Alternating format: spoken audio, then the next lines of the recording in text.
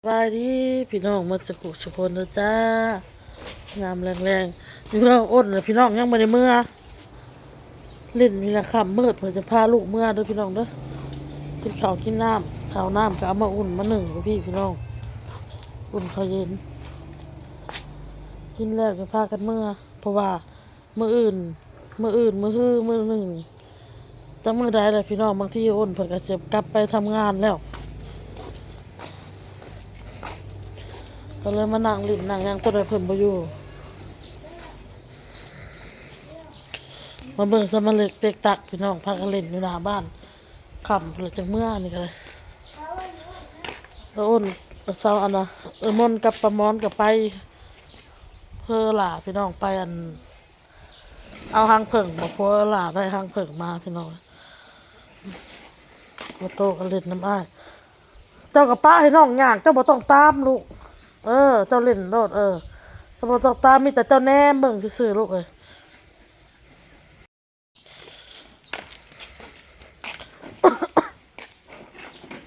เขาสิพาลูกไปกินกะแลมพี่น้องเอ้ยบ่แม่นก็เจ้าปิดแต่บ่หานกะแลมกันนะบ่ให้น้องลิ้นเด้อน้ำนะเด้อลูกเด้อน้องเมฆกับพี่น้องพาไปผัดสิไปกับกะเกออ้นหั่นแหละพี่น้องผัดอ้นผัดรถบ่มีรถประมอนก็เอามนเอาไปหาเอาล่ารถคันนึงรถประมอนผัดไอ้เบิ้ลเอาไว้ใส่พี่น้องอาตูชาบิดอยากไปอยู่ผัดได้เลยมันคือขำล่ะ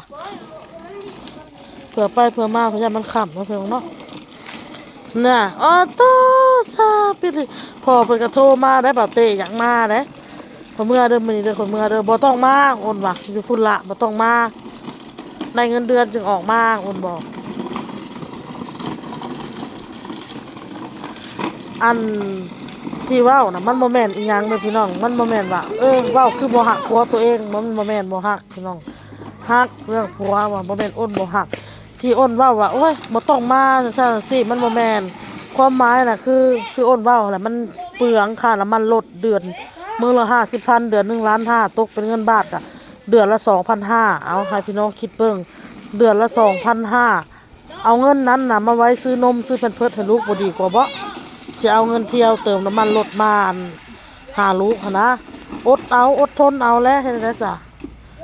อ้นว่านี่เนาะอ้นเว้าค่ะพอจึงบ่ออกมาได้พี่น้องเอ้ยทำอิดน่ะสิซูซี่มาได้เจ้ยแล้วก็บ่แม่นว่าบ่ฮักผัวเนาะบ่แม่นบ่ฮักบ่แพงเรื่องผัวเฮาก็ฮักผัวเนาะพี่น้องเนาะฮักแต่ว่าในความเป็นห่วงของเมียเนาะพี่น้องคืออ้นน่ะเป็นห่วงแบบไรเป็นห่วงแบบว่าคือยามแรงๆแบบรถมันหลายพี่น้องรถรางมันหลายเนาะรถรางมันหลายเลยอ้นน่ะบ่อยากให้ขับรถขับรางมาคู่มือย่านรถย่านรางพี่น้องเอ้ย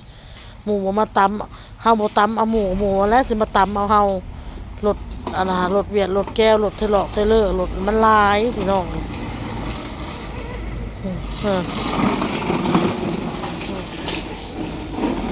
สบายดีนะน้องบอลน้องไอติมลิ้นนี่ละพี่น้อง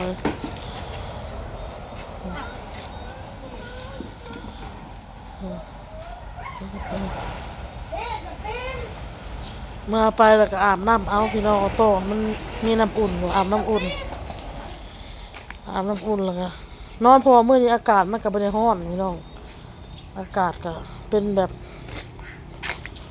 ลมๆเย็นๆอยู่พี่น้องนอนก็เปิดพัดลมเอาเปิดแอร์ออโต้นี่ย่างคือกะพอเลยพี่น้องขาย่างกะคืออันขี่ขาก้นนะพี่น้องเขาว่าย่างขาโค้งเขาขาโค้งตายอะจุยอะจุยตบปีดนะมาคิดดูเฮ้ย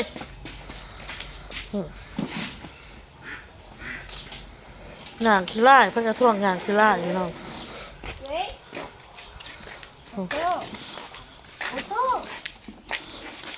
นั่งแล้วนะสงสัยเมื่อย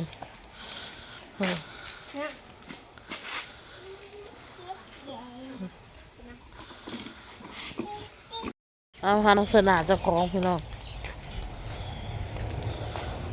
โตชาปี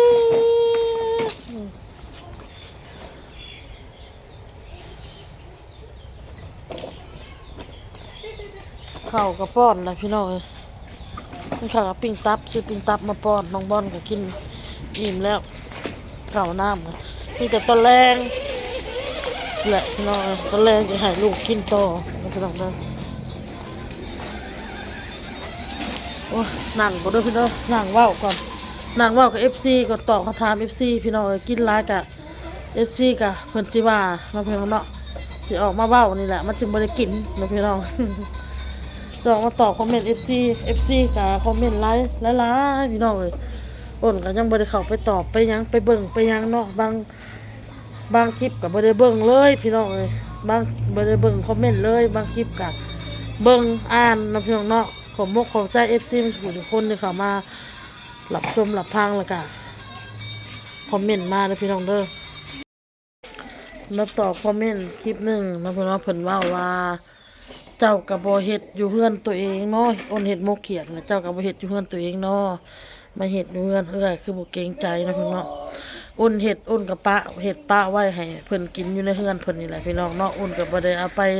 เฮ็ดอยู่เฮือนดอกพี่น้องอ้นอยากคืออ้นได้มาอ้นหยังอ้นอยากอ้นก็กินอ้นบ่อยากก็ปะไว้หั่นนะพี่น้องเนาะ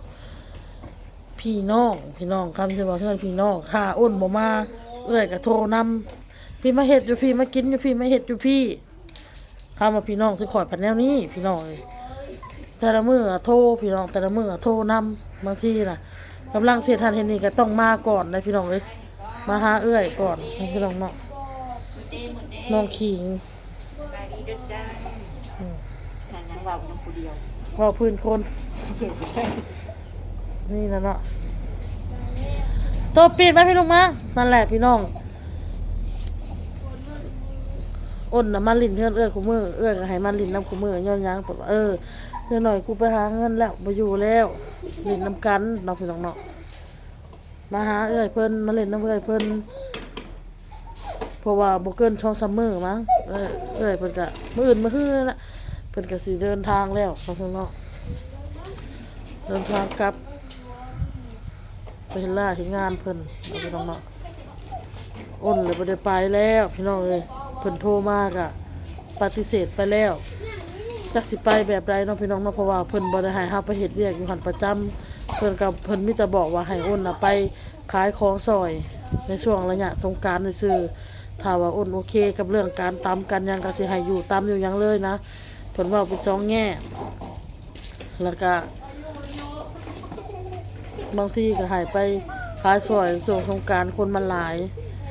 วิทย์สงกรานต์ก็สิให้กลับมาเพิ่นว่าในนี้เนาะพี่น้องเนาะแต่อ้นก็โทรอยู่ได้พี่น้องโทรเล่นกับพี่คนที่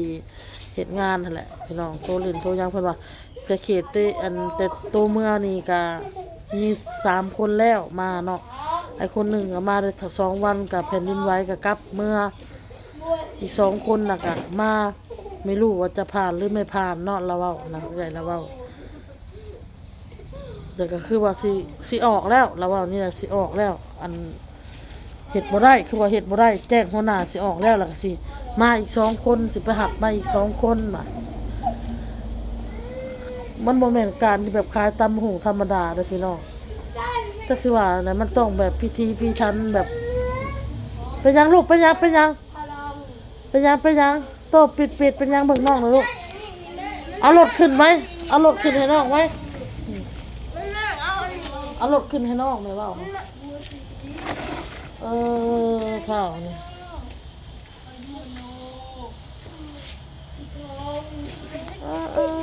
ตึ๊ว่ะตึ๊ว่ะเอาขี้มูกหน่อย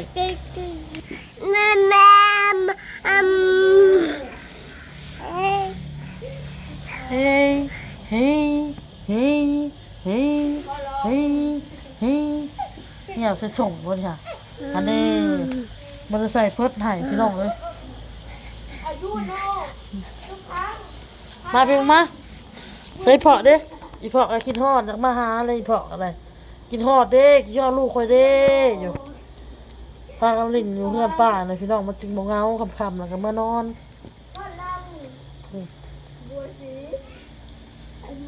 เออเฮ็ดงานเอามาใส่ไปใหม่น่ะเอี้ยเอี้ย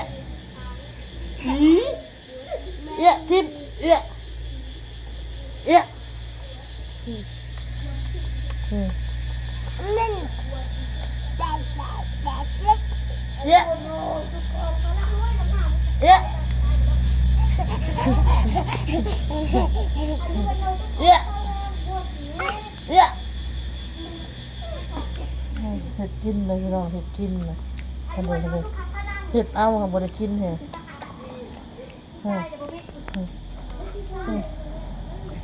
ไม่สั่งเลย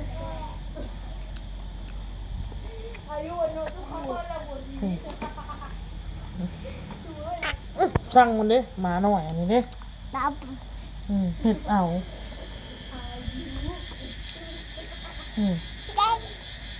เด็กน้อยนะเนี่ยโอเคเลยพี่น้องเลยมีไลฟ์คลิปอยู่สิตอบพี่น้องเดี๋ยวอันถ้าตอบคลิปหน้าเอาเด้อพี่น้องเด้อไลฟ์คอมเมนต์อยู่นะพี่น้องเนาะขอบมุกขอบใจหมดทุกคนพี่น้องเลยติชมจังไดกันเนาะพี่น้องเนาะสบายดีพี่น้องบายบายบายเห็นอะไรเห็ดดีๆบ๊ายบายนะบายบาย